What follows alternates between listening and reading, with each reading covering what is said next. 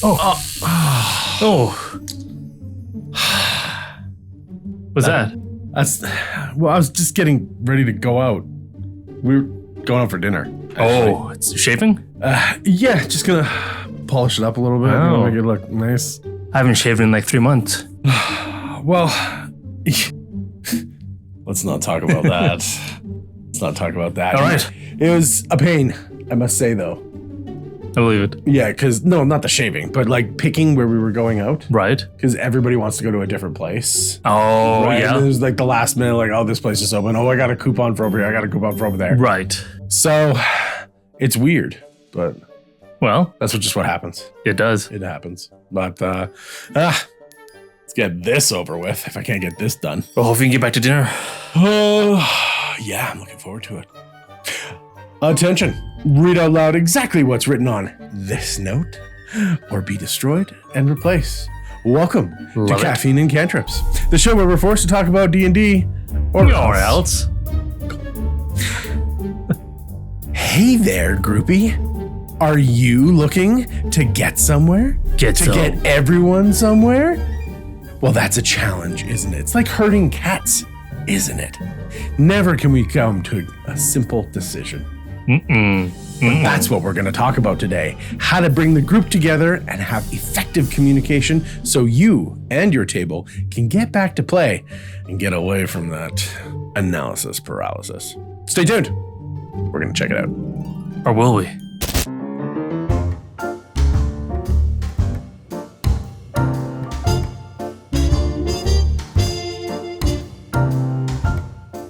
And we're back. Welcome once again to another episode of Caffeine and or Cantrips. Get some. That's right.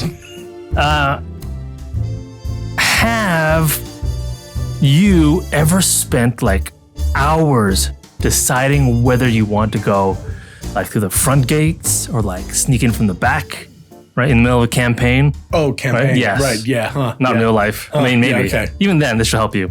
I just can't decide what to do. And then after deciding, the whole group comes together and decides to sneak in, and then you spend another hour trying to decide whether you want to use disguises or stealth. Oh, wow. After Right? you've already snuck in. This sounds Well, like after you decide to everything. sneak in, right? Oh, yeah. And then the barbarian just loses his patience and just charges the front guards anyways. Leroy. Jenkins, right? Have you ever felt that it was just like a waste of time? And there has just got to be a better way to make decisions as a party. Is this like our first infomercial? Well, sure. Are we going to have some B-roll of people who can't If so, roll dice? then call the number right here and we'll give you our free guide. And if you call right now, you'll get a free plant. Oh. Nice. Free plant. Nice. But yeah, we're going to talk about how to make decisions as a party so you don't waste so much time, Okay. right? This is probably a lot of people's biggest issues sometimes, right? In just kind of regular play, it just stagnates and it slows down and nobody wants to do anything fun or spicy in front of the paladin.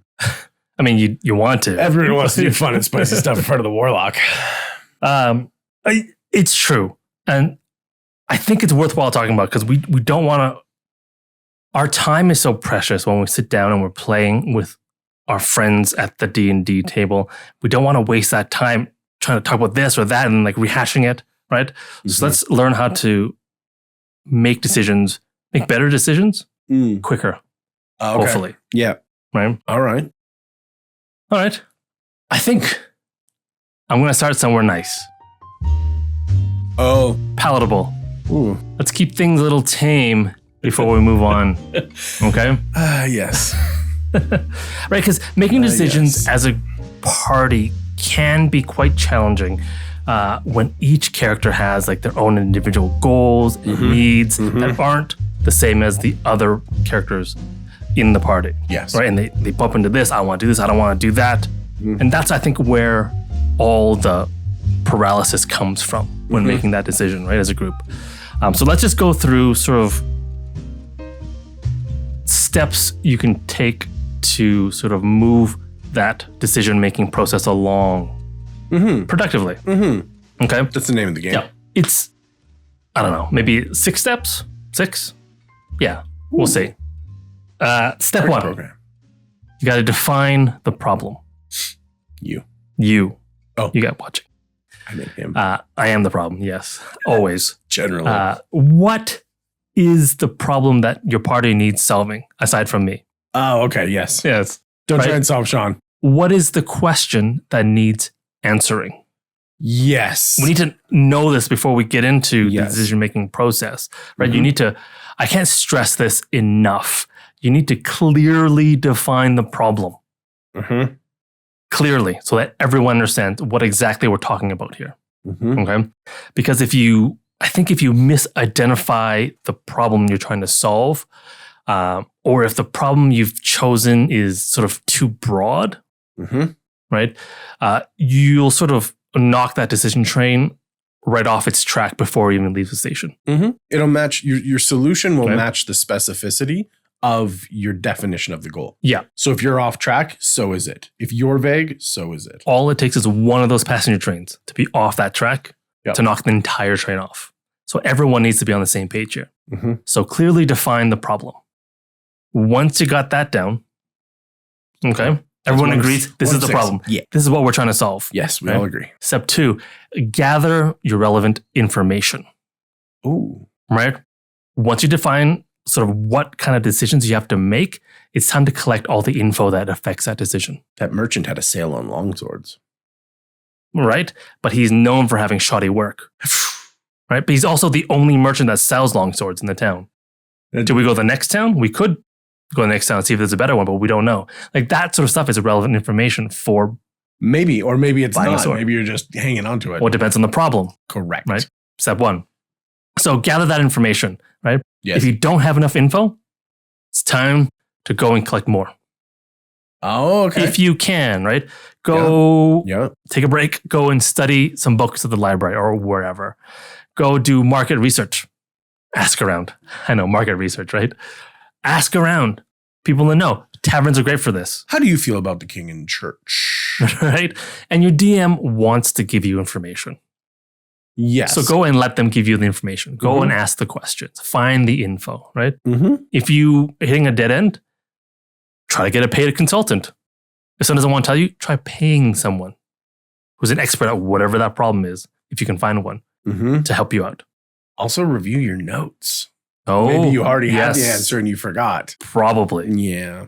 Right. If you have it in your notes. If you have it in your notes. Yeah. If you record it, right? Even better. Even better. All right. You got all the information to make a decision. Okay. Step 3. Okay. It's time to define your solutions. Mm-hmm. Right? What solutions are there? Possible solutions to this problem. Okay. Right. You might find after gathering all the information that there's only one viable solution. Oh, this is the only longsword maker in the world. I guess I have to buy shoddy work from this guy. Right? Good. Done. Or burn it down, collect the insurance money, and start your own blacksmith. Right? If there's only one viable solution. But usually, if you're running this problem, it's got many more viable solutions than just one. Generally. Right? Yes. So you have all these solutions. Say you've got like 8 or 5. You want to go and identify the potential pitfalls and weigh them against the potential benefits for each of those solutions. Okay? And then you have it all listed out in your party and everyone understands the cost benefit of each solution. Then you can sort of move on to the next step. Okay? And that is step 4, the actual decision, making it. But before then, when you're discussing all this stuff, I want to give out a word of caution. Oh. Right? There's one thing you want to avoid. It's something called groupthink. You would think that groupthink would be a good thing because you're all thinking together as a group, but it's not. Ooh. Right? We are Borg. Basically, it's... Your XP is futile. What we talk about a lot, surprisingly, is social proof. Is that one person comes up with a solution and everyone sort of thinks that... Falls in line with that? Yeah, falls in line with that. And they're like, oh, my solution is not as good. I'm not going to bring it up. My ideas aren't as good. Right? And because two people didn't speak up, and the third person doesn't speak up either. Right. Right? That's what they say, right? One person is smart, a mob is stupid. Generally, yeah. Generally. And venturing parties, they're pretty mobbish. Right? So, because groupthink, what's bad about it? Shout out to my murder mobs. Groupthink suppresses dissent. If you're Helldiver, that's great. But as an adventuring party in D&D, not so great, right? You want to have as many as sort of viable solutions as you can, because there might be one that is actually very good that goes unspoken in groupthink. Okay. So how do you avoid this groupthink Yell. phenomenon? I think one of the best ways of doing it, because you don't know when you're falling into groupthink. You hand out saltwater taffy Right. for everyone else, and then you start talking while they're. I think that's a great one. But that's the thing. Like, your ideas, as unimaginable as it is, may not be the best idea. Right. So what I know, right? Unimaginable. Wow, you are just. And because we aggressive. don't know if we're falling into groupthink or not, Mm-hmm. we should set up a process. We love processes here. I do love a good process. Something called the strategic dissenter. Oh, okay. If everyone agrees on a certain idea, Mm-hmm. you should have one person whose job it is to disagree with that idea, right? To dissent, even though you might also think that idea or that solution is good, your job is to come up with something else, or reasons why that solution is bad, right? Just to mitigate that groupthink. You have a system in place to have other solutions. Okay. Okay. I have my DM face and brain on right now, but keep going. Oh, okay. I want you to finish this idea. No, and that's really it, right? It's someone. So you never have just one solution, Mm-hmm. right? You always have someone whose their job is to play devil's advocate. Okay. Okay. Okay. Not all the time. If you already have lots of solutions, you might not need a strategic dissenter. It's specifically when you have very few options or just one option. Okay. Okay. All Okay. right. Cool. Yeah. Anything you want to say? DM perspective. I mean, no, I'm going to let you finish because as I often go off on tirades, that's the next thing that you're about to say. So no, I want you to Okay. kind of flush this out and Okay. then, Cool. yeah, Awesome. Avoid groupthink. Move on to step 4. we want you to Yeah. avoid groupthink. The actual decision. This is the part that everyone gets sort of stuck on, I think. Okay. There's lots of ways of doing this, but there's two sort of obvious ways in my mind. Of making the decision. Yes. Okay. Right. You have a bunch of solutions. Now, which solutions do we go with? Mm-hmm. First one is just the vote. Right. Who wants to do 1, 2, 3? Vote. Who gets whatever solution gets the most votes? Go with that. So a democratic process. Mm. Super epic moves. It is simple when there aren't too many choices to do that. A vote. The problem is. Ties. The problem is. There's a problem with this. It isn't always so simple. If it was, Mm-hmm. we wouldn't be sitting here Mm-hmm. and having this conversation, right? Mm-hmm.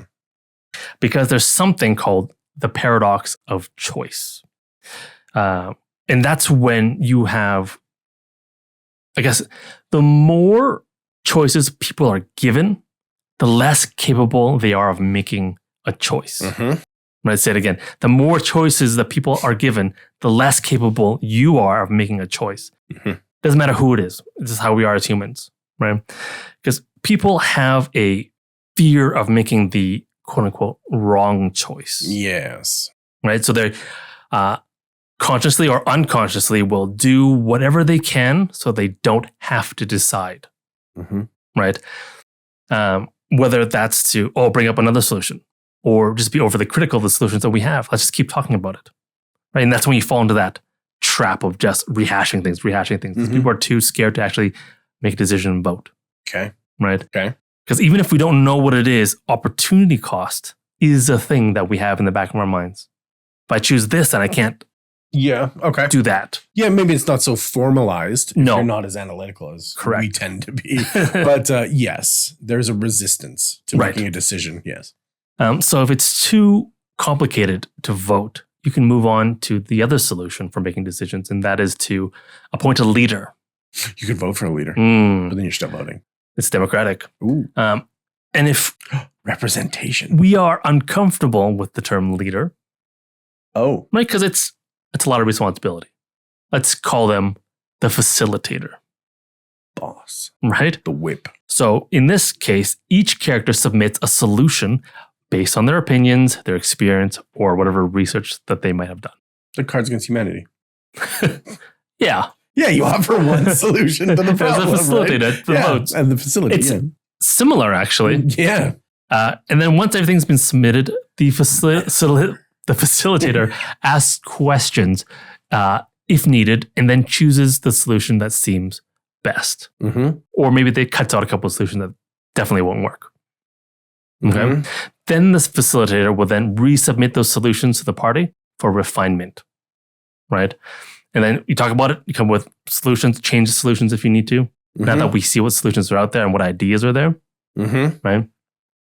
And then the new solutions are given back to the facilitator. And you can do this cycle as many times as the facilitator believes it's needed until a definite solution is reached. Okay. Right? Right. Now they have a solution. Step 5 is to execute your plan.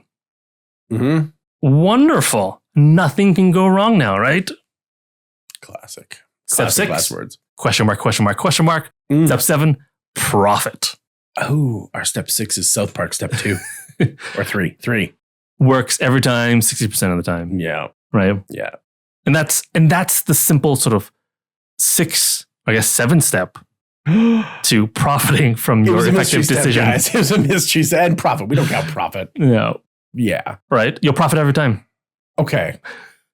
So the thing that I was going to say you haven't talked about. So Okay. I think tete-a-tete moment. Ooh, here. head to head, that means. Yeah.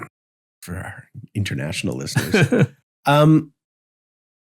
You explained rather clearly, and I appreciate the idea of scoping out the problem, Mhm. right?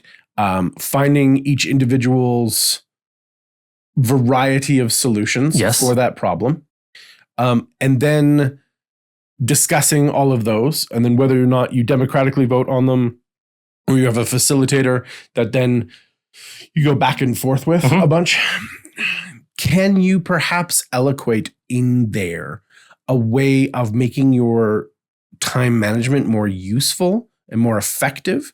Because that can bloat very quickly if each person has 5 solutions and then you have to suggest, and you've got your dissenter automatically arguing against each of those. That could take a long time. It could. It's okay if you have the time, Mm-hmm. but if it's taking too long, maybe your facility can just cut out more, right? Because Okay. it is their judgment Okay. as to if a solution needs to go back or not. Mhm. Mm-hmm. Yeah. If you have a tyrant for a facilitator, they can just pick and be like, nope, that's it. Right. Yeah. Yes. And that can cause other issues when Mhm. not everybody perhaps, or a solution disagrees with somebody. Right. If you just have somebody who's... Or they can cut it down to like 2, and Yeah. then you can vote at that point too. Right. Right? Make it simpler, cut So down the facilitator's choices. job is to cut out kind of not the fat versus the meat, or the wheat versus the chaff, but just to kind of narrow down most It's successful. simplifying that decision-making Yeah. choice Yeah. field. Okay. Yeah. That's good, because I think one of the things that you said specifically was the more choices we have, the Mhm. harder we find it to make a decision. Yeah. And the more solutions we have, ergo, is more choices Mhm. and more discussion. And that can lead into a spiral. Yes. Right? So having perhaps somebody designated as that person to keep the process going forward, to Facilitator. cut out a little bit of the chaff Mhm. as you go along from the wheat, could be really successful in making your time used more productive. Yeah. I mean, it works in the corporate world. If you're familiar with the terms agile or scrum teams, something like this works quite well. Yeah, like the biggest time wasters and like meeting. We don't have time to have. But they do create effective solutions. They can, Well, as long yes, as your if it's done facilitator correctly. is Yes. pushing. Yeah. That's why. Yeah. Yeah. Okay. No, I noticed that you were talking about generating ideas and generating options, and that's excellent. Mhm. That's what we want. That's why it's a multiplayer game. Yes. It's not just solo 1v1. But it can add to the analysis paralysis if people start creating too many solutions. Mhm. Yes. Yes. Yes. Well, Just saying from what I've seen. just saying. Just Yeah, saying. Just saying. You know who you are. Yeah. Um, I don't know. so let's, for example, Yeah, please. okay. The problem is you haven't yet clicked on the like and subscribe button yet, Oh. right? The relevant info is you love our content and want more. You have nothing to lose by clicking on that like and subscribe button. Possible solutions, you're picking up what we're putting down and you click on the like and subscribe button to get more. Right? Solution 2, you hate our content, but want to keep watching so you can leave a judgmental comment. Option 3, you hate our content, so you click on the like and subscribe button so you can leave judgmental comments on all of our future videos too. Come at me, bro. Do you even death save? Right? Next step, execute. Question mark, question mark, question mark. Profit. You got this. So hit the like and subscribe. It's a binary thing. It costs you nothing. It actually costs you nothing, Yeah. but it helps us out tremendously. Absolutely. Like, subscribe, and if you have a wonderful or spicy comment, please leave it below. Mm-hmm. And we will love you for it. It's a pretty strong word. Oh, but true. I may Very fortress accurate. and or furbolg you for it. Furbolg me. Furbolg. That extra 5 foot of reach comes in handy. Okay, cool. So Oh, on first blush, that's like 60 inches. what? Like 60 inches. It's like 120 inches. 5 feet? No, double, because I got 10. Oh, right. Yeah. That's inhuman. That's why it's Furbolgs. Those fake. Anyway, essentially, you just said pretty much everything that I was going to say. You kind of took the process generally out of my mouth, because I like doing that. I like making steps and parts of that. I know you do. I did just for you. So that's why I feel so satisfied. It's so safe. So safe. It's so familiar. So instead, perhaps, and this is maybe, I'm going to put a spin on this. This is for everyone, but I think primarily I would like to then rehash everything you said, spoiler alert. But from the DM's perspective, as you're watching this. So yes. this could also I didn't be mention any DM stuff. No, Yeah, okay. no. And generally when the party is talking for hours about the thing that you thought was super simple, but it isn't, because they don't want to touch doors. Just go. You've got some time on your hands. And whether you're prepping, whether you're envisioning what's happening, whether you're getting ready for your descriptions, whatever's happening, generally, as a good rule, when the players are talking, you should be listening. Yes. Right? This is a great time to generate ideas, to adjust plans, to shoot the monk, to do whatever it is that you're going to be doing, and to also generate ideas straight from the horse's mouth. Not the dissenter, though. So strategic. what I think this portion of it, I think to add on, and we're going to give this a name, this is going to be the creative's non-creative guide to moving forward. Okay. Yeah. Because ultimately, I think when we do get on this idea brainstorming train, we become very bad at not being selfish. Okay. Yeah. Okay. So let's dig into this. How, as a DM, can we make this conversation, this time at the table that we get once a week, once every 2 weeks, once a month, once a year, whatever it is, more effective?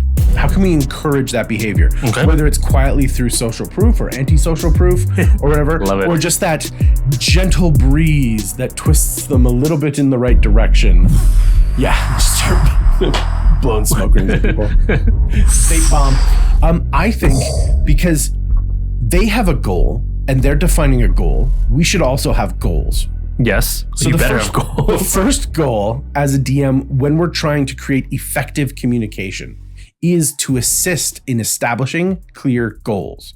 So from that outsider perspective, we also can double check the work of their conversation to ensure that it looks like everyone understands the goal. You don't have any kind of question mark faces. You don't have anybody who hasn't got their say. You don't have anybody who's kind of taken the spotlight and ran with it and kind of forced it. Maybe that facilitator is being more tyrannical about their decisions and kind of pushing things before people are ready to move to those positions. So you don't have that clear scope or clear understanding. Okay.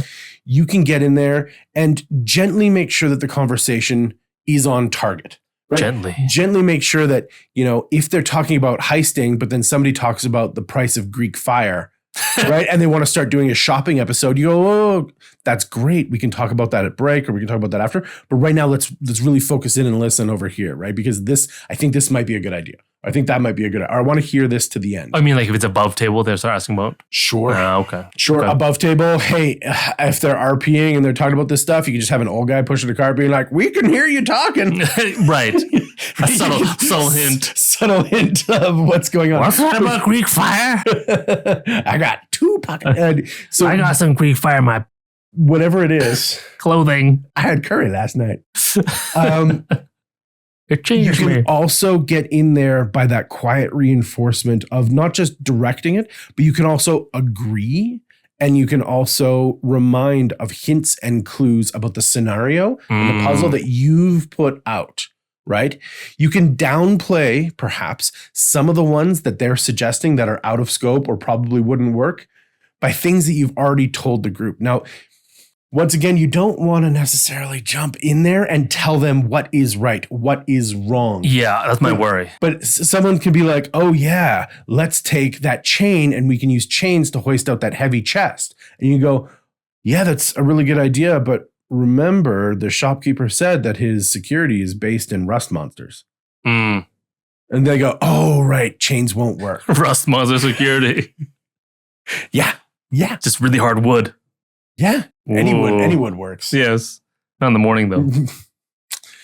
So someone's in a mood. So this sort of thing you can do, you can remind them of things that you have already given them. Remind them whether that might be something like, I don't know, and get in the comments if you guys have a rule like this at your table, but like a passive intelligence to do like a general recall or maybe an intelligence check to remember certain things. Or you just can kind of say, hey, your character's got a 16, 18, 20 intelligence. You would just put 2 and 2 together naturally to remember that they have rust monsters. Chains won't work. That's a heavy great idea. Right? That's a great idea. And so you can Passive reaffirm and kind of gently put these things out there based on what the characters should know. Right? We have spent 3 weeks not playing and now we're playing again. And I have forgotten what's happened in a month of life. Yeah. Right. So I can gently remind the players who have notes or don't have notes that there's these things out there. Oh, it's a poison hydra in the swamp. Right. Oh, it's a fire breathing dragon. Right. Like these sorts of things we can take for granted, but we can also just float them out there to gently address the movement of what the conversation is doing. Right? Or like sort of remind the players of what information they or the characters actually have. Yes. The players might not have forgotten it. Yes. But the characters wouldn't. And so you can kind of honor that a little bit. Yeah. Because not everyone has the keen mind, but everyone should have a reasonable mind. Unless you're playing a int 6 paladin and you just kind of go with it. But good times. One of the things that I find is very difficult and you have to kind of squash it down is, sadly, we can't stop the crazy. PCs are just going to do things and you don't know why they're doing those things. And this is the train that they're on. And if they're already off the tracks entirely, you cannot gently pull them back. You can let it go. You can have fun. You can start thinking, how the hell is this going to work? Well, and if you can, you might want to let them do it. Absolutely. Right? Let them have their fun. Don't remove that player agency. Right. But get prepared for a wagon full of kobolds being pushed down Main Street on fire. It could happen. Well, it's like, this is their fun. How can I, as a DM, enhance that fun? Sure. Right. Also, how am I going to rule this stuff? Well, how much damage is it going to do? How long is it going to last? What, like all of these things, you can start to precognate what's going on by listening, right, to what they're talking about.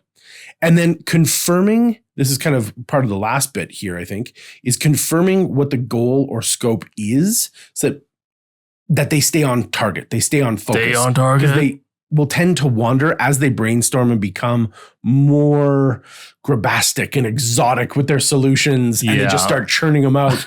And that crazy goes, you can be like, okay, so I know you want to ride griffins and stuff and have this great escape, but you don't have griffins. Fire carts and goblins, that's at wolves. Yeah. I didn't say that there was giants. Why are you talking about giants? Bard, you can persuade the mayor to help us out. Yeah, we can kind of jump in if it's going somewhere, or if we're not dealing with veteran players, right? And we have beginner players that don't really know what's going on. We can reaffirm to, okay, so this was the goal. Let's break it down into steps. What parts of the heist, what parts of the dungeon do we know about? Do we not know about? Let's confirm the facts for all of the little goals so that we can stay on point, right? And you can be a little bit more involved with newer players if they like that. If they just want to go and have fun and be crazy, let them, right? Don't stop the crazy.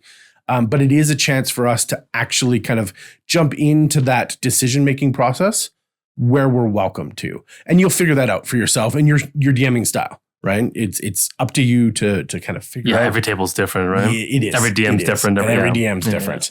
I feel that it's quite easy to taekwondo with my players and just take the energy and move it around and deal with it. But you've been doing this for a long time. I've been doing it for a long time, and I like the tap dance. I like being kind of put on the ropes to figure out what's going on and to play with what's going on. And sometimes my players like to keep things in the dark and surprise me. Sometimes they like to let me in on what's going on so that I can make sure that something like that works for them. But either way, let that conversation happen, right?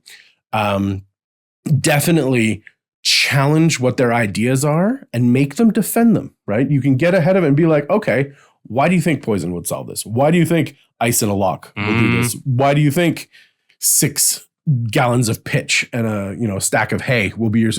Like, if they haven't explained it well enough that you understand what's going to happen and you have to adjudicate it, then the other players probably don't understand enough either. Right. So you can take the hit, take the embarrassment, and be like, how does that work? What are you thinking about? Right? And the other players can be like, oh, thank God he asked. How do you see this playing out? Yeah. How do you see this going? What do you think the townspeople will think when you do this? Yeah. And so this is that active listening and observations that we're trying to make. You can also go in and be like, hey, remember from your backstory, you were a soldier. So you remember that guards take their shifts from 6 to 6. Right? Oh, right. I was a guard. I did that. I know that that's how the pattern works, right? I know that they're registered. Oh, I know that there's a sleep schedule. Oh, I know that, right? You can remind them, oh, you were a master thief, right? Tell us about some of the skills that you had as a master thief in your background. Yeah. You weren't supposed to ask me about that, yeah. Yeah, but here we are, right? Like, so what can you do? How can you equate this? What special things have you done that we can now assume that your character has already completed? This is old hat for them. Right. Going in to do this. So we can encourage these sorts of things, especially if you hand out notes or separate pieces. Just be like, hey, remember what I gave you last session, that note? And they'll be like, nah. And the light will shine, and then they'll be like, oh, I have something that I can't tell you guys, but I got this. But I got something, right? And they can do that. Second goal, I think, goal number 2, is to facilitate the group discussion. So if they don't have a facilitator, you can be an impartial one. Okay. To be like, I don't think bombing them from low orbit will work, guys. Just because you don't have fly that'll last that long. Whatever it might be. Setting aside time for the group discussion is in your control as the DM. Right. Providing them a safe corner in the tavern where people aren't listening. Allowing them to hide in their room and like have a quiet conversation. You can give them the safety so that they feel like their characters are safe. Oh, like in character safety. In character. Okay. Yeah, as well as at the table, right? But in character, of course, you can provide these opportunities where they feel like they can discuss, right? Where they can openly share their ideas, their concerns, because concerns are important as well, their preferences, right? For the direction of the story, the problem, whatever it is that you're trying to figure out. Now, maybe you don't allow them this. Maybe it's something that is on the run, on the fly, and they got to make those decisions quick and they don't have time to do all this stuff. And it's got to be like Indiana Jonesing this stuff. That's okay too, right? But do know that there's 2 very different types of trying to find agreement, right? The rushed one versus like the slow one.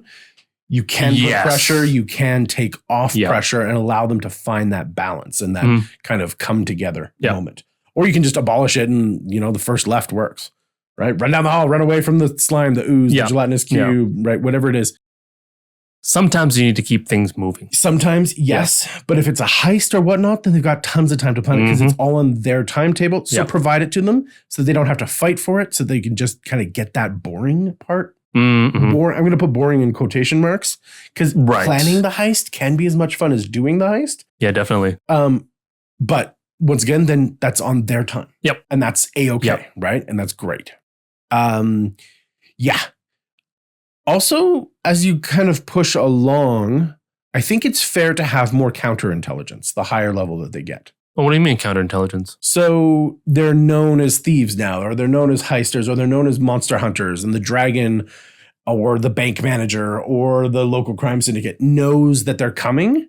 They're going to get spied on, right? And you can increase the difficulty of finding those spaces the more noticeable they are. Okay. Right? Okay. They're in the market square talking about how they're going to steal all the money out of the bank. The bank's probably going to put security guards on them. Right. Maybe they don't have the ability to use divination or clairvoyance or anything yet. But when we get into those higher things, yes, they will. Yes, they are watching the party. The party is renowned in the town, the kingdom, the country, the continent, the world. Yeah, them thieves. So introduce it, I think, Mario style. That I'm going to teach you how to jump. I'm going to teach you how to jump on a Goomba. I'm going to teach you how to jump over a gap, right? Expand with them so that they become slowly aware of what's going on and you increase the stakes over time. Okay. Right? And the ways that they have to be smart about what they're doing because the power of what's going on. Yes. Right? That's kind of a big one, I think, just as you're going. But we're talking about facilitating and making this good. You want to make sure that you're doing this stuff, allowing them the space and whatnot, so that they can become transparent about their ideas.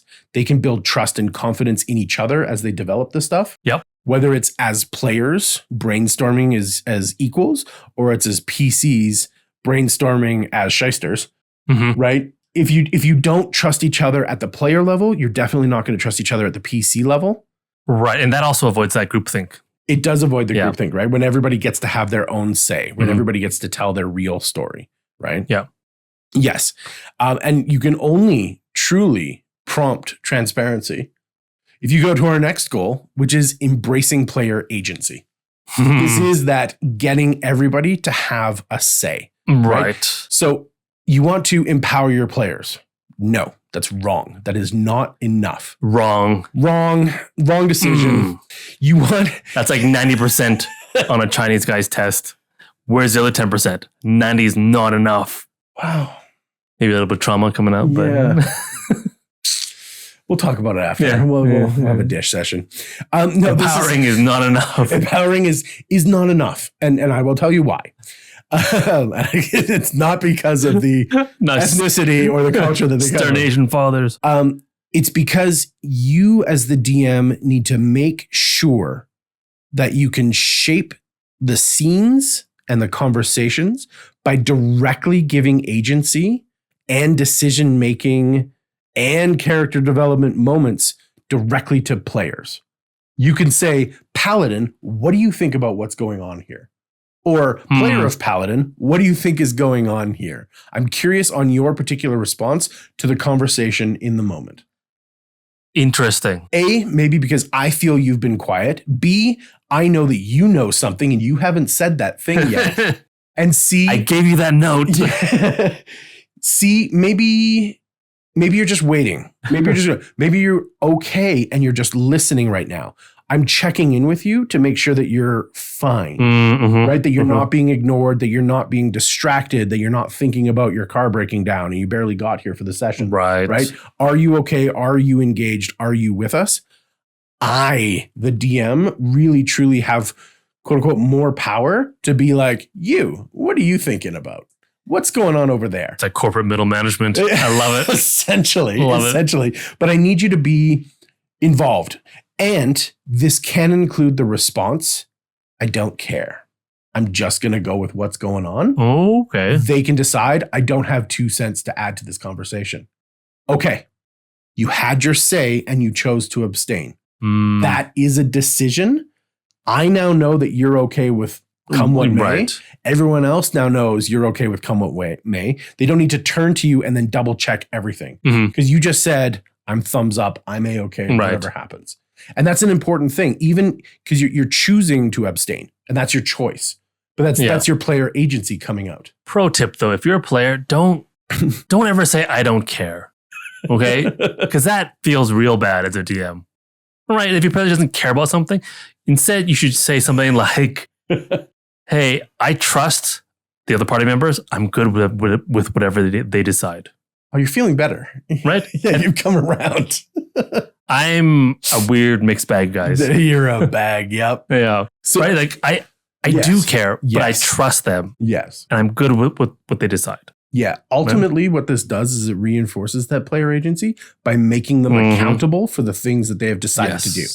Because you can turn around halfway through and be like, Paladin, you never told us about the beholder. He knows your name. And you're like, yeah, I knew he was down here. I just didn't want to tell you guys because you're all thieves. This is your end. You deserve this. What a twist. But they're accountable, right? So empowerment feels empty if there's no consequences, right? Consequences, good or bad. But there's no consequences, then why should I be accountable? There's no reason for it. Yeah. And when you are accountable, you will more than likely feel invested in what's going on. Oh, yes. Whether you're invested in the story or you're invested in the heist, you're invested in the fight, whatever is happening, right? You're more likely to collaborate. So you're also more likely to collaborate when you have something to lose, right? You're motivated, like you said, right? When something is mine, I more want to do it. And you're motivated by loss more than gain. Absolutely. So you want to jump in, you want to engage with the stakes because the stakes add meaning to your decisions. Therefore, you're more accountable. It just keeps, just keeps kind of working itself into more impact of play. And as the DM, we can be that observer to see that, to direct the conversation, to make sure that the spotlight is shared. Yeah. Once you've done that, your next goal as a DM, effective communication, right? Generally at this point, all of the conversation before has been player level. Talking about all of their ideas, talking about what's going on. Okay. You can do it in character. It's generally slower. You can't be as colorful or modernized with your language most of the time, whatnot. You can't, maybe you don't want to forsooth and forsake and vows and these your way to a heist plan. You just want to talk about it a little out of game-ish. Right. Once you guys have met that clear understanding, right? And you as the DM feel that there's clear communication, everybody understands, everybody's had a say, everybody's put their 2 cents in. Great. Now we can effectively move that down into the player level. If it isn't already. Or sorry, the PC level. Into the character level. Yeah, okay. So they can figure out how they're going to access this stuff. Yes.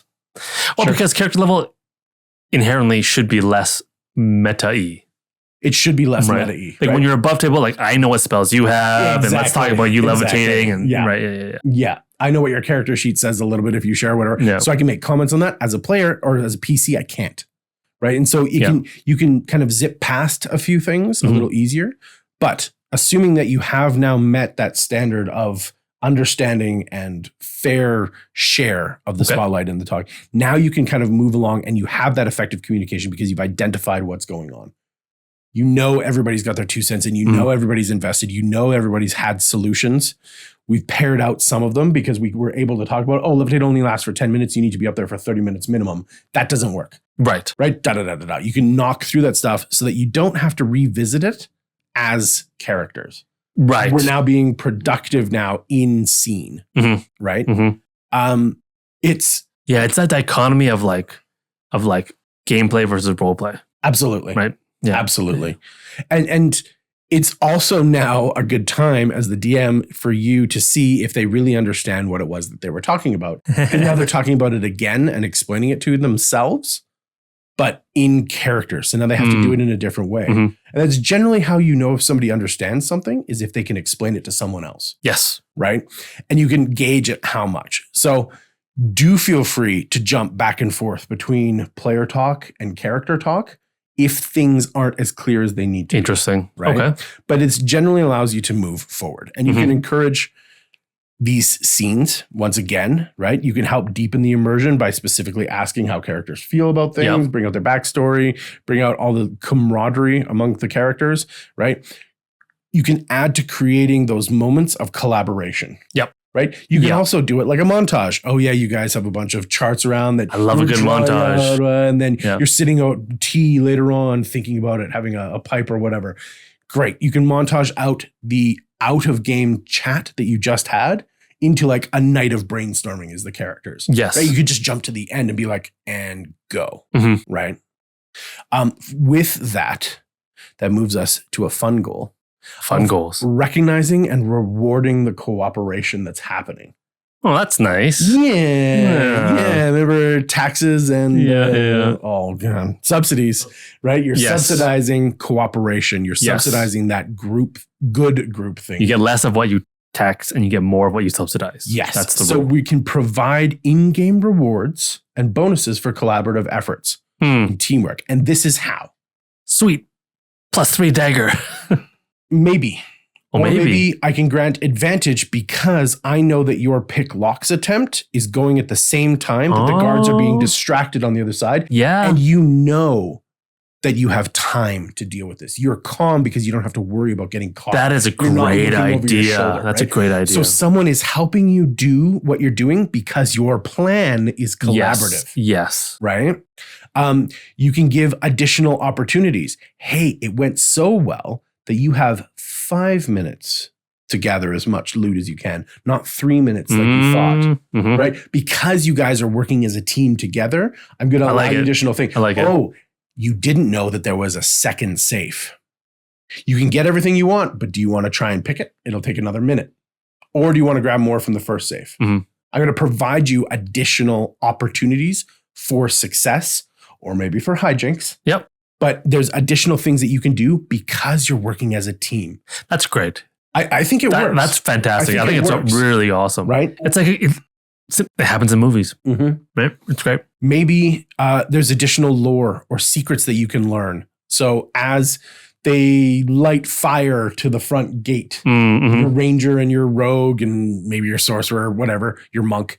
Hey, monk. Hey, light the fires. You guys are crawling like along the chandeliers and the rafters, right? Yeah. And the personal guard closes in around the king and his advisor. And the advisor and them talk about their enemies. Who do you think it is, my lord? Right? And, it must be the neighboring kingdom come at last to, fight back because we stole the princess. And you're like, the princess? The what? Yeah. What is happening right now? Oh, there's an additional opportunity. Right. You can go and rescue the neighboring princess. And get some cash and money. Get that cheddar. And clout. Right? This happens because you guys worked as a team to accomplish a goal. So here's the cherry on top. That's actually really great. I love it. I love this idea. You can reward this because, hey, you guys did a great job of not killing each other or throwing popcorn across the table that I have to vacuum up, microwave. I clean my house in various ways. Off the floor, into the microwave, into my mouth. Yeah, it's sanitary. Nothing survives a microwave.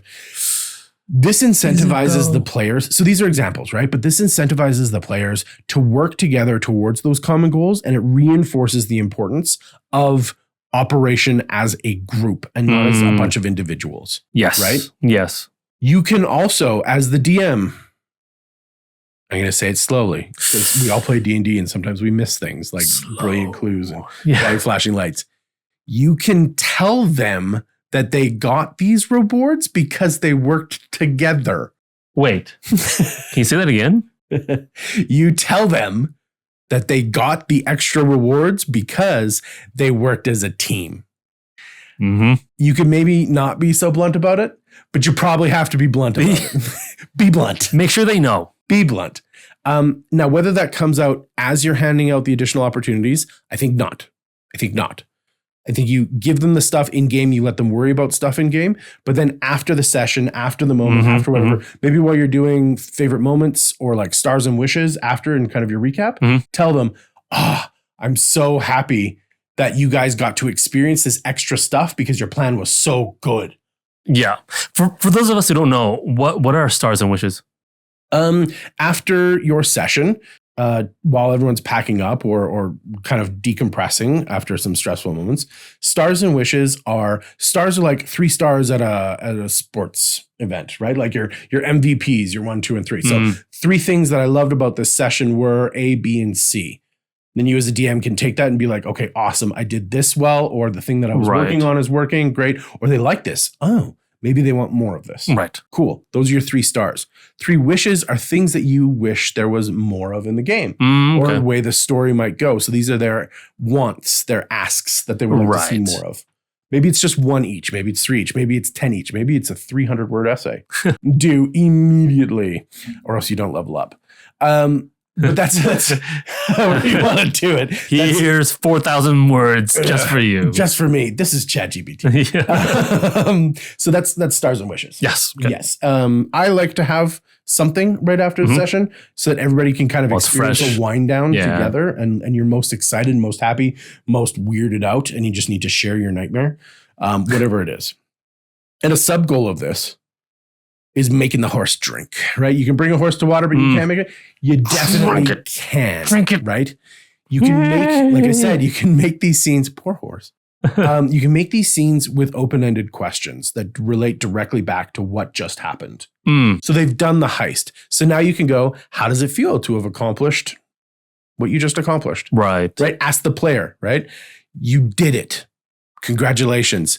What emotions can the group read off of your character?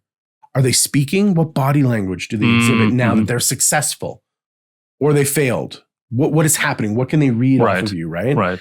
How does your character respond to their trust being unbroken with this new group, having successfully relied on each other? Right? Especially in some of your backstories, those tragic emo ones. Right? This is a time where they trusted somebody and it worked. Maybe this is very different, right? Yeah. And so they can relate, or this can become a moment in their head, right? When was the last time your character felt this way? It's the first time. First time's the best time. These sorts of questions you can ask in game for the players to experience and reflect on what just happened, as well as all of the other participants to view and get a clearer picture about what's going on, because that can increase your hooks. That can increase all sorts of stuff. It also reinforces that what you did was good and you had that effective communication to allow you to get to the point where you're at. Okay. Yeah. So it should be very clear to everyone, because we've talked about it twice. But when you succeed or fail, understand that it works for D&D or your TTRPG. Successes are great. Failures are ways that we can make it better. We can understand our story a little bit more. We can get back on that horse and ride into the sunset. But it doesn't happen unless you have the clear communication. Yes. The complete understanding and the room for all of the voices. And really highlighting the things that you want more of in the game. Right. Which is this effective communication. It's like 90% of D&D, effective communication. It is more important than you think it is. It's almost as important as dice. Almost. It's almost as important as clicking on that like and subscribe button. You thought we forgot about it. No, that was the plan. That was the plan all along, to lull you into a false sense of security. And our extra opportunity was you liking and subscribing. Maybe you're checking us out on Spotify or on your favorite podcast platform. But we're here. Yeah. We're also on Patreon, so come check us out. Yeah, leave that judgmental comment. Oh, yeah. Right? Or come onto Discord and leave that judgmental comment live and watch us cry. Yeah, that's true. Yeah, we'll FaceTime you just to cry.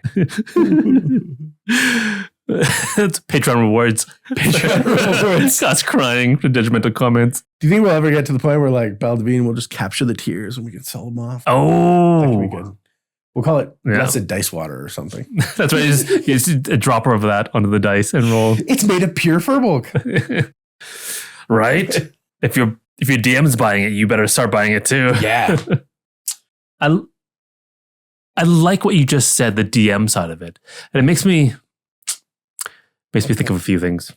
Oh, okay. Of what you can do on the DM side. Again, when your players take forever. Oh. Like, hopefully they're doing the decision-making stuff, but sometimes it doesn't work. And that's so good. I didn't talk about that. Like, talk about what if they're just stuck there, right? There's something that's not quite fitting together in that case, right? So they're taking an inappropriately long time to decide what to do, right? And there are, I think, only we got paid by the hour, right? We'd make like $30 extra 4 chips. There are 2 kinds of moments, I think, that this happens when they take inappropriately long time to decide. Okay. The first one is when it's okay to do it. The second one is and when it isn't. That generally checks out. And we talked about when it's okay already, right? The party has time, they're chatting over a meal in that safe place. Right. Yes, that you right? provide. Or they're like traveling from one city to another and they're just on their griffins. And they're just chatting on the way. There's nothing that's really happening, right? Or maybe they're doing something productive already and they're talking about it while they're doing that, right? Like, I don't know, they're beating down the bandits and they're talking about, we're going to leave that guy alive so that we can torture him and get the answers out of him. I love the passive intimidation. Right? They're all going to die, but not you. Right? Just double dip. Worse right? for you. 2-point sway, right? Yeah. So it's fine. Let them talk as much as they want during that combat, as long as it's not like sitting down and having like a debate, right? Yeah. While they're doing a productive activity. Right? In that case, just let them go. No need to rush them. Right? This is arguably, I think, one of the more fun things to do in D&D. Like you said, making those plans, going crazy.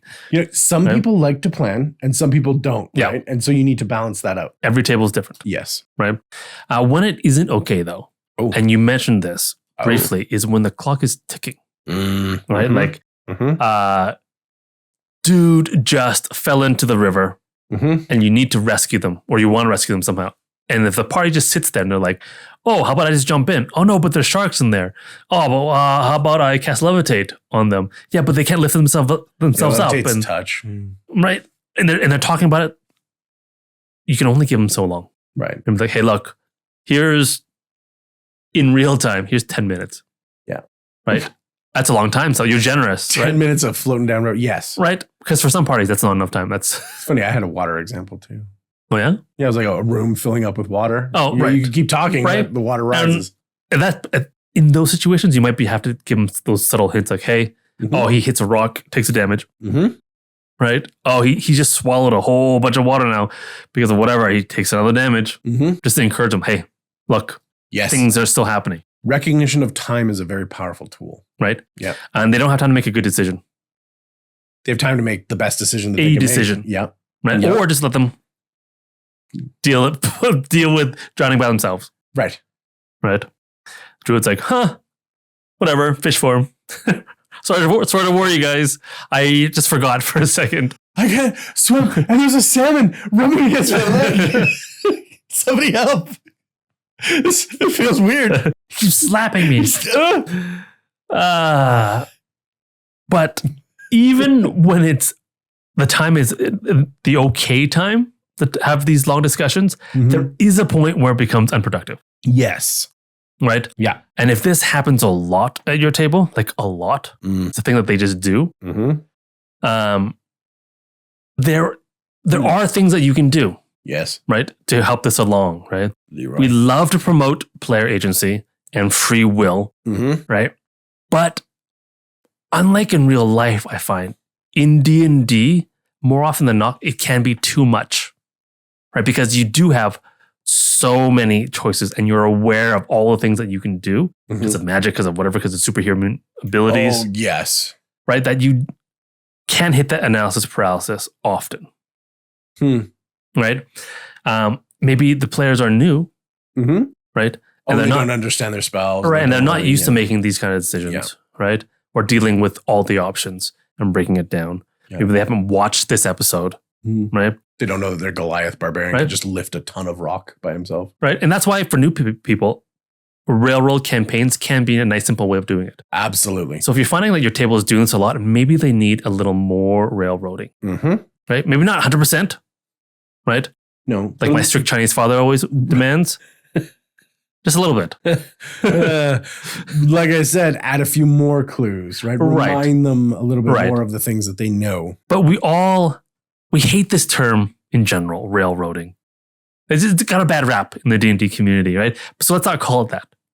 Let's just call it DM guidance. Okay, I'm going to get into that. Okay? Sure. And prepare yourself, It's a D4. DMs. Here comes your favorite, maybe sociopath. Oh, yes. That's me. Yeah. Or is it? What you may not know is that human decisions can be influenced very, very easily. God, we're going meta. Yeah. Like you don't have to make decisions for them. That's railroading. Right. But you can influence their decisions and what they decide. Yes. Super easily. I believe that's leading the witness. Right? Yes. Yeah. That's why there's a reason why it's illegal in legal proceedings. Correct. Right? But we're not. This is D&D. Yeah. Wild West. Rules lawyer, sit down. And to explain this phenomenon, I want to talk about credit cards. Oh, I thought we were going to have a guest. Credit cards. So over the years, there has been a steady increase in consumer spending and debt. Yes. Right? Over the last 50 odd years, right? Yeah. And they found that this correlates to the increased adoption of card payments. That's credit cards and debit cards, all the card stuff. And the scientists,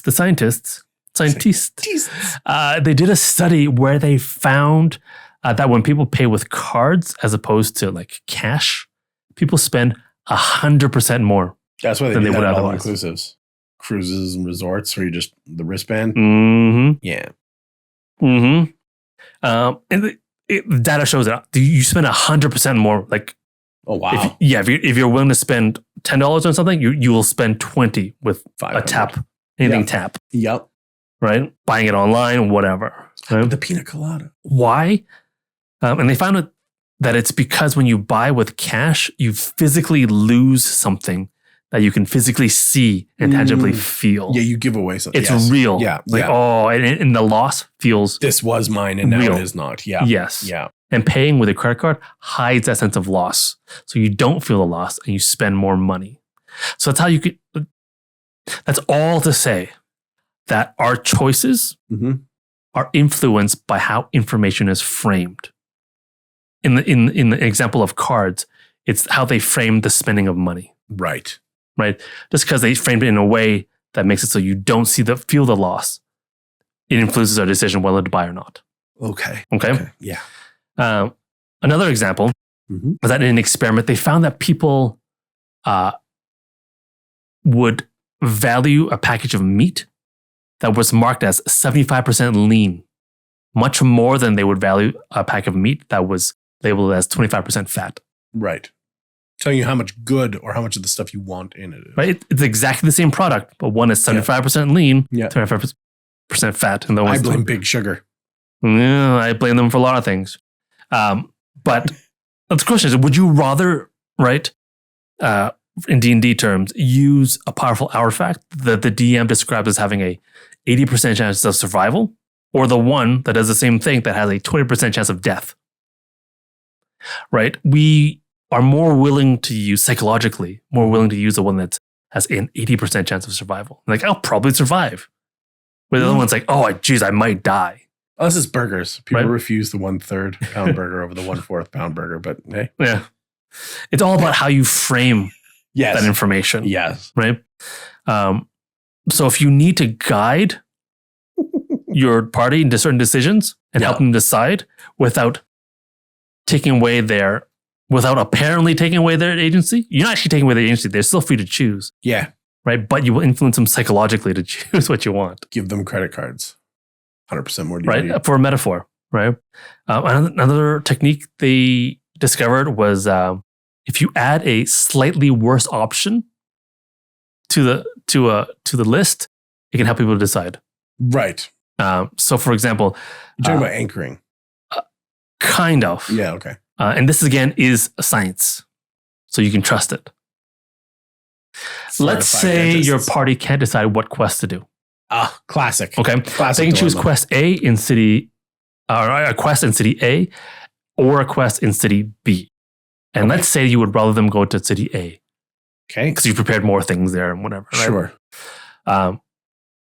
How do you get them to choose city A instead of B? Wash out the road. You add a third option. Oh. So they have 3 choices that look something like this. Okay. The quest in city A has an extra 100 gold. Okay. To it. Yeah. There's another quest in city A that doesn't have any extra gold. Okay. Attached to it.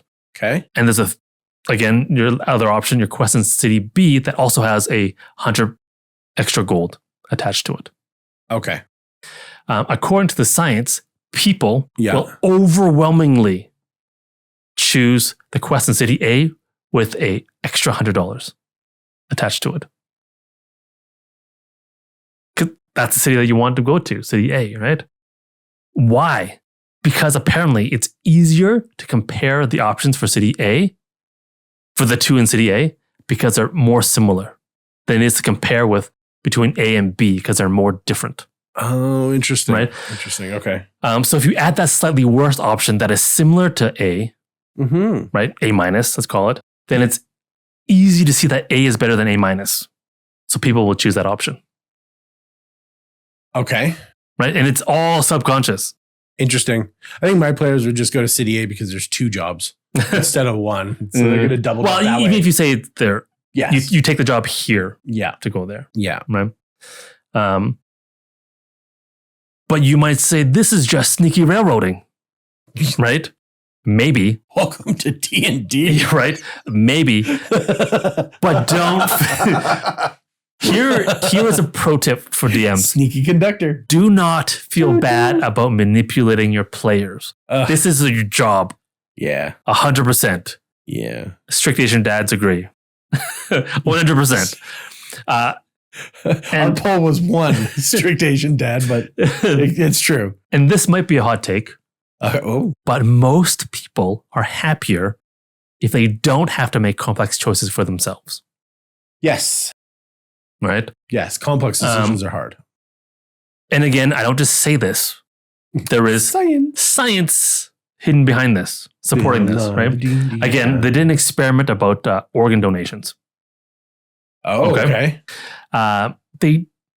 What they did was they took a bunch of countries in Europe and they looked at the opt-in rates for organ donations in these countries. Okay. And they came up with 2 groups. One group has very low rates of opt-in for organ donations. Okay. The other group had very high rates. I think I know this. Like 1,000% higher. Okay. And the only difference was that they found was that the forms that the people chose when they opt in or opt out were different in the 2 different countries. The low opt-in rate countries, their forms said, check the box if you want to participate in the organ donation program. The high opt-in rate countries' forms said, check the box if you don't want to participate in the organ donation program. And the difference between the wording changes the default option. Correct. Right, for donating or not donating. And people what happened was in both groups of countries just didn't tick the box. Yeah. Right? Because it's such a complex question and it's so hard to decide that the people just stuck with whatever the default was. Right. And by choosing or making them in, unless they choose to be out, you automatically up the numbers. So they didn't actually choose. Someone chose for them. Yeah. Right? Yeah. So as a DM, use this. Right? It's how you frame it. Manipulate your players. Would you like to save against the breath weapon, or do you not want to save against the breath weapon? Right? It depends on really what questions you ask. Right? The power that you have as a DM to influence your players' decisions is much more powerful and sinister and insidious than you think. Oh, sinister. But that being said, use your DM powers for good. I'm going to say that right now. Use your DM powers for good, right? And make the campaign more fun and more enjoyable for your players, right? Manipulate them to have more fun, to enjoy it more, not the other way around. Don't be antagonistic, because that's in my opinion, like the worst type of DM.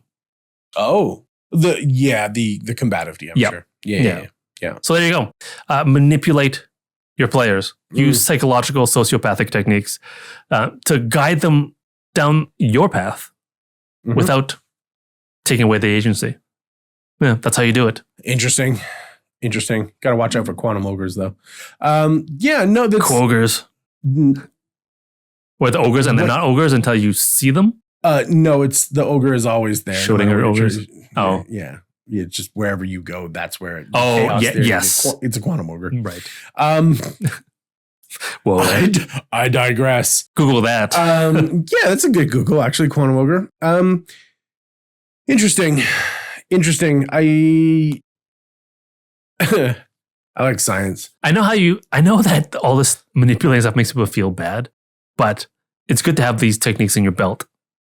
It's also good to recognize when they're being used against you. It's true, but it's also, if it is though, it's a hint that the DM wants you to go a certain way. Sure. And hopefully if you trust your DM, then you can also trust that it's more fun that way too. Okay. Yeah. I like it. Good. Yeah, I have something else I want to talk about, so I'm just going to like that one. Like, subscribe, moving on. Cool. Because I think you talked about the science. I do like the science. You went sociopathically dispassionate in this last little bit that you talked about. Why would I do that? Why? I think I'm going the other way. I think we talked about systems. We talked about encouragement.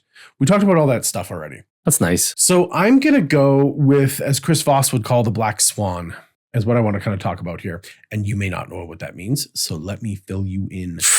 I think that the devil's in the details. The devil is in the details. I think that as much as you are not the problem, you are the problem when the group cannot come together to make a decision. Okay. And the reason back to the players. For that, back to the players, back to you. I mean, this works kind of anywhere, but specifically in the scope of this conversation for TTRPGs, D&D, and play and fun. We don't want to lose. You mentioned that before. You mentioned that a couple times. As gamers, we don't want to lose money. We don't want to lose options. We don't want to lose gold, XP, characters, backstories. Opportunities. So many backstories. Should be so lucky. What is that? Human nature? I'm going to tell you. No, it's not human nature. Well, maybe. Actually, but I think you can recognize it if you're at your table and you still haven't, everyone has this anecdote where you still can't make up your minds, where you still can't agree. You've discussed ad nauseum, right? People have not been productively communicating for a while now. Now heels are dug in, right? Nobody wants to budge. Nobody wants to find that common ground. Right? Did you fail when you got to that point? Did you fail to find a solution or resolution to what's going on? Maybe, but only if you allow that to be a failure. Only if you're a quitter. I think, coward. I think dissenter, traitor. Probably not. And my hint is no, you didn't fail. I think you may have gotten Is that past. a hint? That's my hint. I think that you may have just gotten out beyond your depth. Cast Revivify right now. No, cast Revivify in 12 seconds. Because that's how long. 2 hits. Bam, bam. I think what's happening here, and this might be my own hot take for this evening. If you're watching this evening, this morning or day. Good day, by the way. Is it? Yeah, it's great. As much as you might consider us experts, I'll put in quotation. Or that is a hot take. People who, if I just stated it, that's the first part. But if we're experts because we've been talking about stuff, and yes, I put experts in quotation. We just like to discuss D&D a lot. We're forced to discuss D&D. We're forced to here. There's something that we can't really help you with. This problem, this thing that prevents you from finding cohesion in the group. Halitosis? No, we can definitely, we'll send you a bottle of scope. No, this thing that's stopping us, we can definitely talk about it though. And that's what I like to call risk The margin of error, or otherwise known as fear. Fear. So delicious. I think we fear losing or being that wrong decision to our character, aka ourself. We don't want to do ourself dirty. We don't want to. You did yourself dirty. You did yourself dirty, boy. We don't want to do that. We don't want to take that road because not only are we having something bad happen, but we're choosing to do it to ourselves, right? And we don't want to do it. Or story of my life. Or maybe we can't find the words for the idea that we have to express it, and we're stuck, and you're not giving me the time to express myself, and I just need a moment to think about it, but you're not giving it to me, and so I just give up because you're not going to give it to me, so I just don't care anymore. Right. And I'm opting out. Just go do whatever you want. I'm not going to have fun today. Just didn't check the box. Right? This is that fear paralyzing us, causing us that kind of fight or flight action. Yep.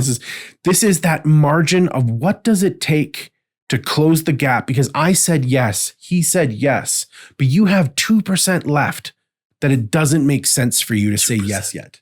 It's just 2%. It's not just 2%. That's how much they leave in the milk. We know this. So why is that? What is happening there, right? I think what's didn't happen previously, and next time this comes around, you'll be able to take a moment, to take a pause, and change the script on the moment. Is now that you have those steps, you can understand how to get back on track, how to re-rail the train, right? How to not be scared of the unknown, because now you know that you can discuss it. And how do you know that you can discuss it? Because you're now at the point where you know why you can't do the plan. You know why your character or you can't accept it. We've peeled away all those extra options, all that analysis paralysis. You know when you flip the coin if you want it to be heads or tails. Right. Right? As soon as you flick it in the air, you know what you want. You're like, burritos or pizza, flick. And you're like, oh man, I hope it's burritos. Well, then it doesn't matter. Pizza. No, I'm going to go have burritos because now I know what the problem is, or now I know what I want. That's how Two-Face is. We also know that we can discuss this. We also know that we can discuss this as characters, because a character might have a line, a veil or whatnot that's being crossed. The player might have a line or veil. And we know that we can discuss these in the two different areas, right? In or out. So, despite our best efforts, we've probably missed something, and fear loves uncertainty. It sure does. So, what do we do when we find that moment, that bridge, that margin of error working against us? This is the time where we have to go back and we really have to use that active listening and understanding. We did this. You already tried. You did your best. You did this. You did your best. Yeah. But something slipped through the cracks, right? Okay. So instead of considering it a fail, we're just proving that we need to hone our skills and go back and do it another round. But now it's way easier because we've gotten rid of all the extra stuff. We know what's sticking the gears together and not letting the machine run, right? I would call it, there's less info clout in the conversation. You love making up words. Shakespeare, okay. Here I come. But that's what it is. There can be a lot of distraction or too many things to talk about or too many things to think about. But when you're like, my God doesn't allow murder. My God. Yeah.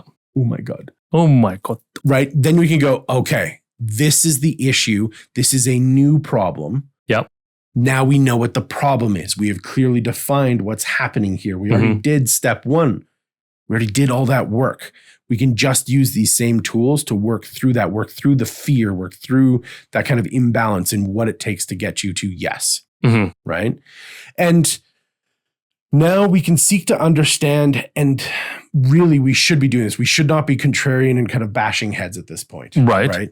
But we can seek to understand the perspective of the person with the no, or with the judgment or the consideration, because we only have a small amount of things to consider, especially as a player. Right. Oh, yeah, I can see how that would be really tough for you as the religious faithful character to not want to murder. It's against your Okay. Yes. Okay, cool.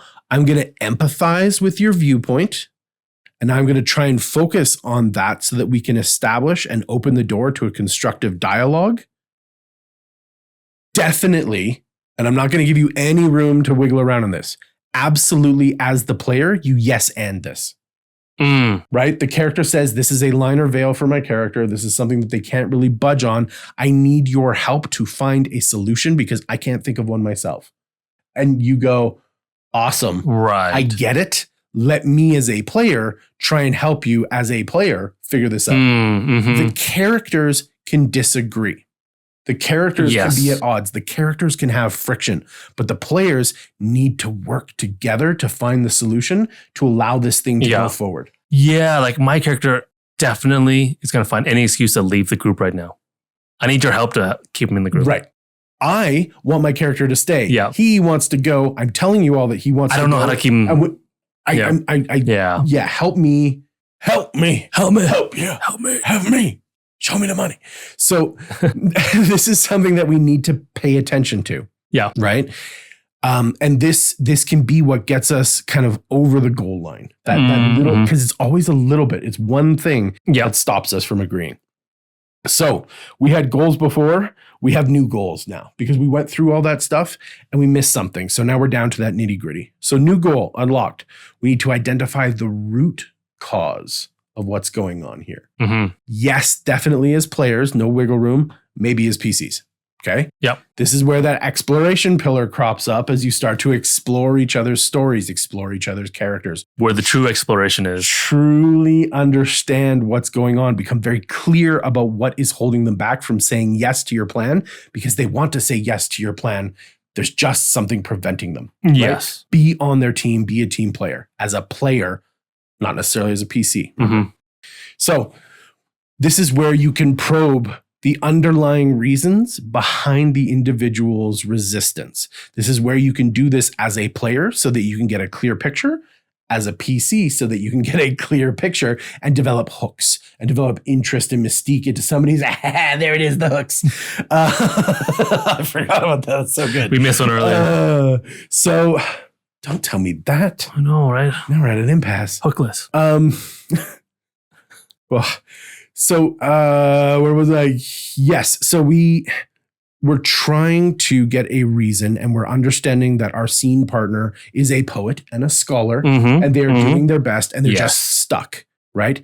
So we need to jump in there and help them out, explore their character, have a great scene. Whether the character breaks down, I'm so sorry that I cannot be there to help you with this. No, we'll figure out a way. You're a part of us. We're not leaving you behind. No, but you don't understand. I've, sacrificed this and I've done that and I've lived my whole life like this. I can't do that. It's okay. We'll find a way to do it. Right. Great scene. Very impactful. Very interesting, right? The characters are bonding, right? Understanding the root cause allows you to address it more effectively now.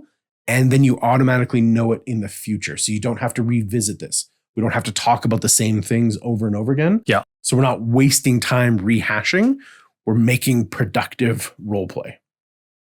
Yes. Sorry, I kind of stagnated or staccatoed that out. That's good. I love it. More staccatos. Once you've done that, we've uncovered that root cause. So now we have that clear understanding of what's going on. We're working together empathetically. This is our next new goal that we've unlocked, engaging in empathetic communication. So now that we've identified it. The antithesis of sociopathy. Sociopathy? Yeah. I like it. Yeah. Sounds like a well-balanced host here on Caffeine and Cantrips. Yup. Engaging in empathetic communication. Yes. Okay. Sorry.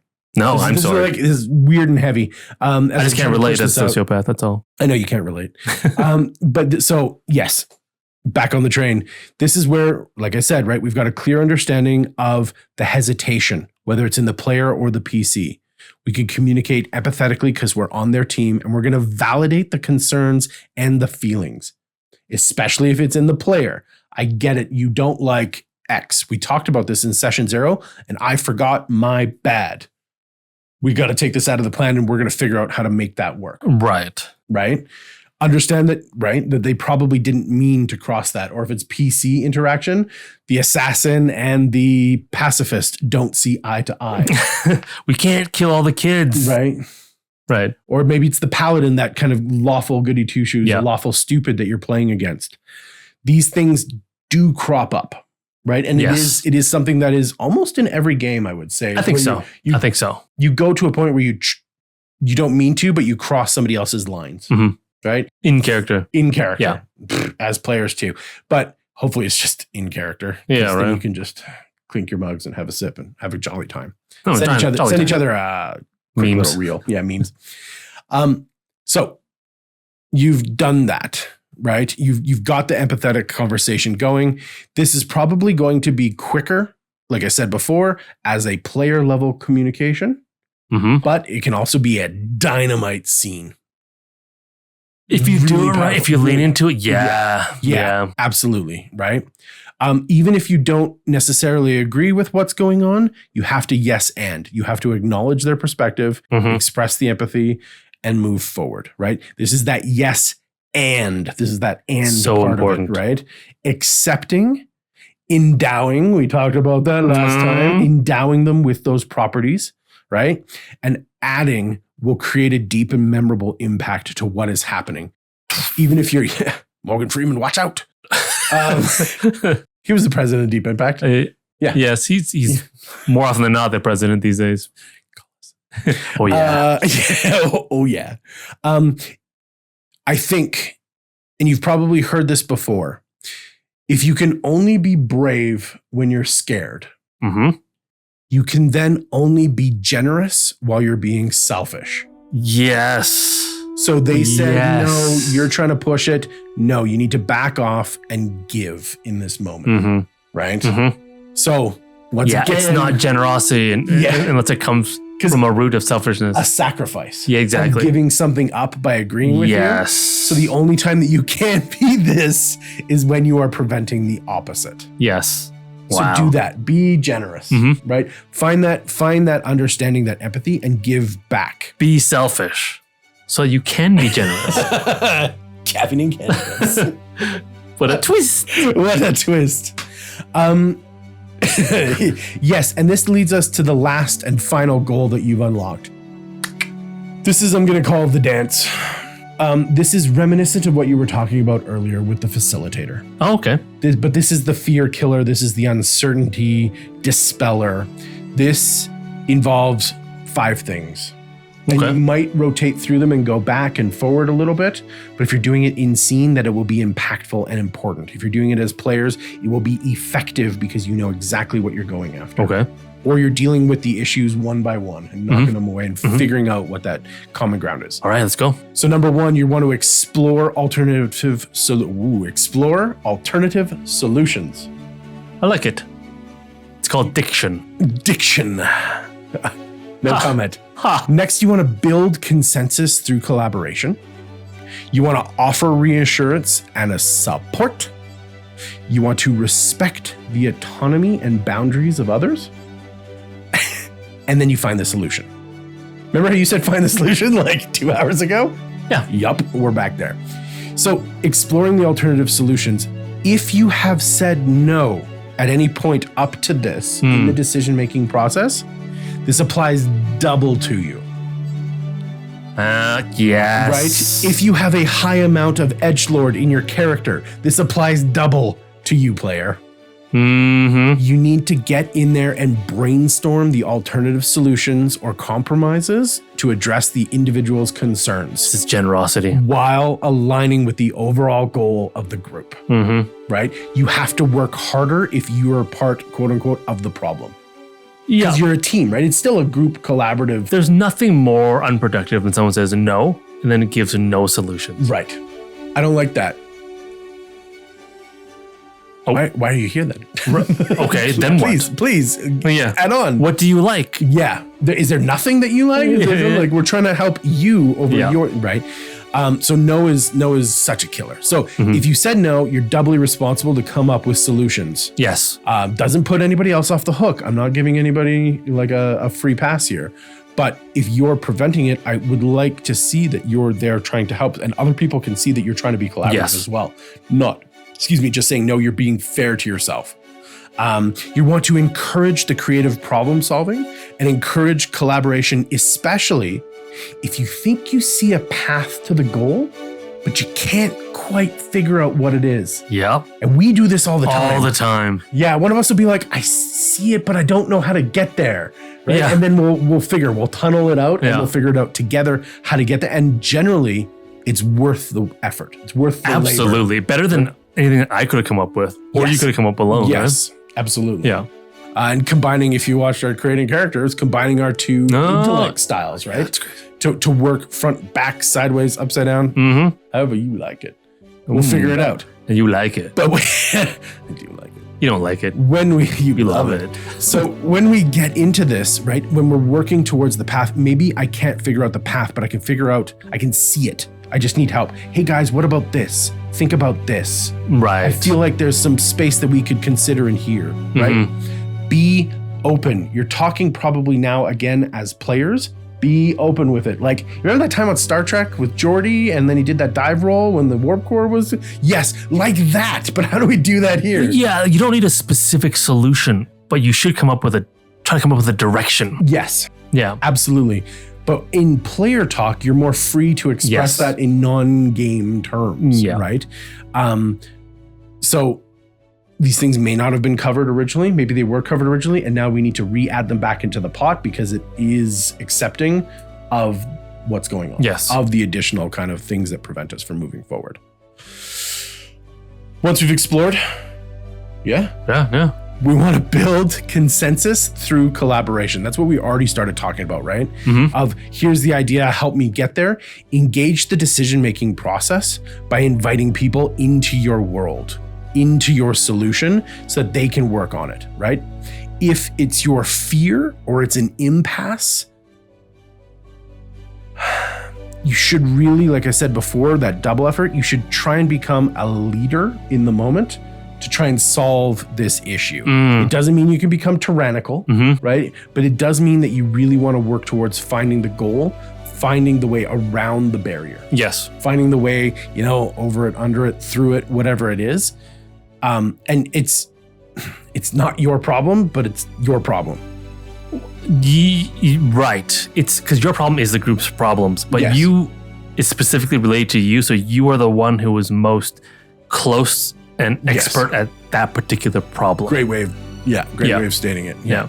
So it's easier for you to play with it because you've already played with it. You've already looked at it from a couple different directions. You know how to manipulate it, perhaps, where the gray area is, right? Become a little bit of a lawyer yourself, right? And encouraging that open dialogue and that compromise, that generosity is where you need to be. Yep. So now, like I said before, feel free to make this part of the player level conversation. It will make it faster.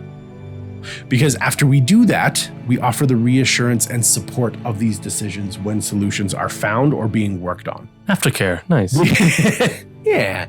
We need to recognize that people are putting themselves out on a limb by standing up for their principles or their morals as a player or a PC. Yes. Right? So this is us recognizing the safety tools, recognizing what's going on, recognizing that they're being brave and they're speaking up against the group, right? We need to provide reassurance that their voice is valued and their concerns are being taken seriously. I've said it before. I'll say it again. This is very important for the longevity of your game. Right. Even Neville Longbottom got points for his house for disagreeing and trying to stop the heroes. Correct. Because he thought it was the wrong thing to do. Yes. Yeah. Yeah. The hero. Right? Yeah. The true chosen one. Fight me. Prove me wrong.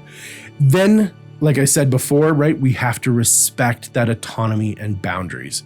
So we reassure them and we support them, and then we get back to respecting the autonomy and boundaries. Yes, finally. Right? This is ultimately respect to the individual for the player agency, for the player agency, right? And their safety at the table, right? And the decisions that they make.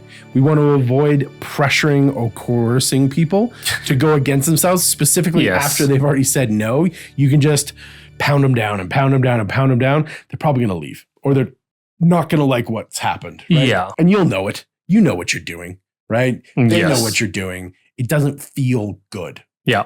So when we get to the point where we want to do that, we need to back off and remember to respect the boundaries. We say that jokingly, but it's super serious. It is super serious. Right. I don't make light of it. I make light of it when people try it on me. My boundaries are what you trying to do? well defined, and I have no problem speaking up. But that's me. That's my story. That's my experience. That is your particular strategy to go through life with a modicum of success, right? It's like modicum. yes, it's Hopefully gratuitous. Right. Yeah. You've particularly you've got that come get it. Yeah. Right. If you want to come take the crown. Right. But and that's a advantage that you have. Correct. But if you don't have that naturally in you, then you know that we're in your corner. yes. And we got your back. And if you want to DM us, comment us, jump on the Discord. Oh, you need me to send a message to those guys at your table? Definitely will do that. Oh. Right? Yeah, we should do Caffeine and Cantrips outreach. Oh, another level of Patreon right there. You want me to do like judgmental comments to people at your table? I'm there. So you've got an online session. Great. Just like three-way call us in and we'll do your vicious mockeries for you at your table. They might get spicy. Right? I don't have the YouTube algorithm looming over me in those private messages. Not a private. This is to say that when we focus on building mutual understanding and finding the common ground through respectful dialogue, even if it has friction as players, if you know that there's trust, safety, and respect there, then you can engage in that conversation safely and come to resolution. Watch the resolution episode. All else failing, feel free to walk away. Feel free to say, you know what, guys? We're not getting anywhere on this. Can we just go rob a tavern for this session? Or can we just turn this into a shopping episode? Because we need time to understand the concept and brainstorm. I need more time to think about this. Right. Oh, there's only 20 minutes left. Can we just end early and maybe talk? Maybe let's just sit and have a drink and just like chill for a bit and try and like ease this out instead of forcing. If that's what it takes to mitigate the threat to your actual game, then absolutely. Right? Yeah. Now, throwing it back to the DMs, if this is happening, a resolution tactic could be splitting the party. It could be finding a solution. And this is in your world building, finding a way to make that puzzle piece fit, going into your bag, finding that water slide piece that allows the character and or player with the issue to be a successful member of the team, but maybe not with them. Maybe they're the person distracting the guards while the rest of the group, and they get that advantage. So the other player is still successful, still a part of the party.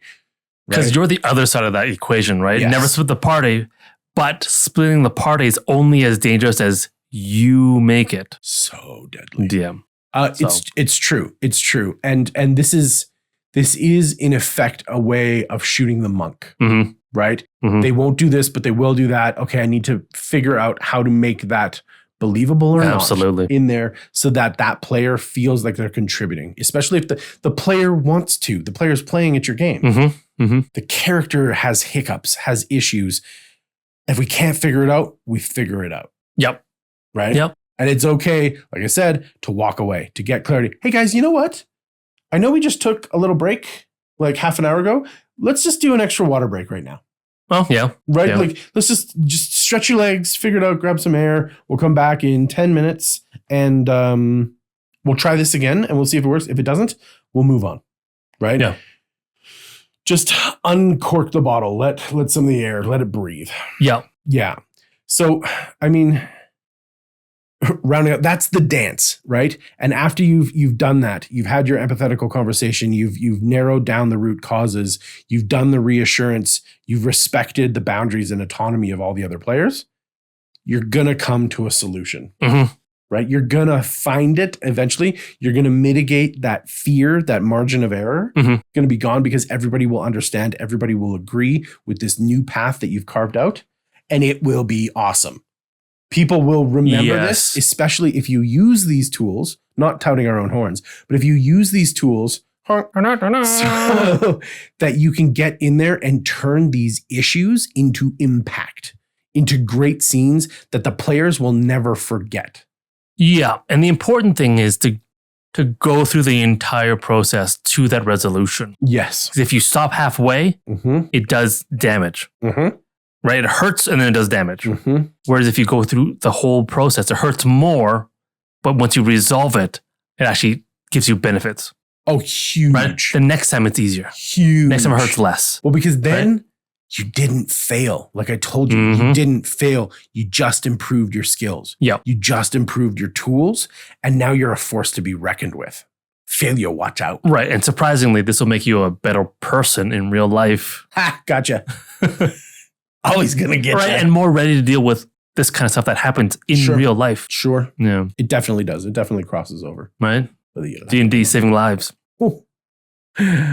Saving lives, saving marriages. So yeah. Relationships. We need to remember it's a team game. It's not an individual experience. Yes. We have to remember to respect the journey and everyone else's place on it.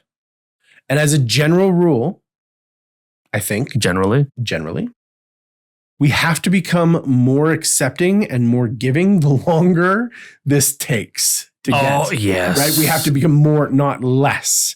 Because after all, it's a game where it's about the fun. Unless you like talking for hours about D&D, about the sessions that you had and the people that are there. Start a podcast. That's kind of the same thing. It's just spending time together, and maybe spending time with friends is the real treasure. Oh. Wow. Yeah.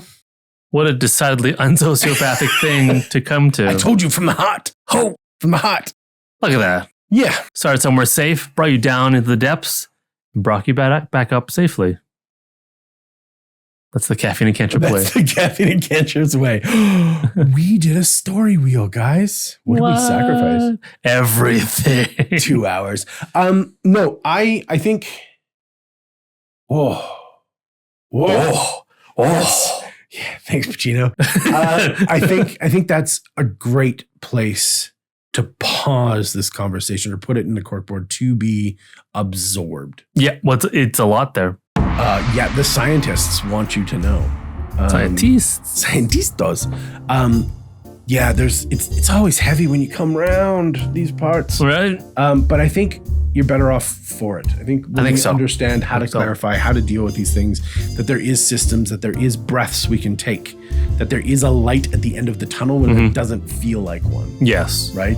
You can find the solution, or you can narrow down the problem, or you could find the solution, or you can narrow down the problem. And that clarity, that system, trust the process, you will get there. And you will love it. Because I love it. But who doesn't love it? Probably the Dungeon Master. Right? He knows all this stuff. That guy. What a good guy. Wonderful. Hopefully he loves us. Yes. But not too much.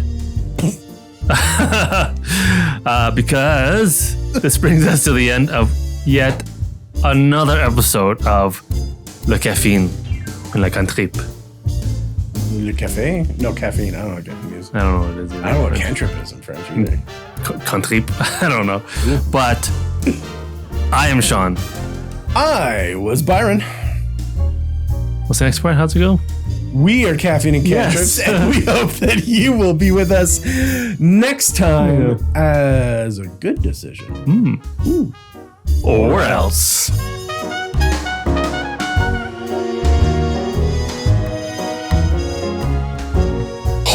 Whatever, I'm gonna lean into it. I'm Nick Cage.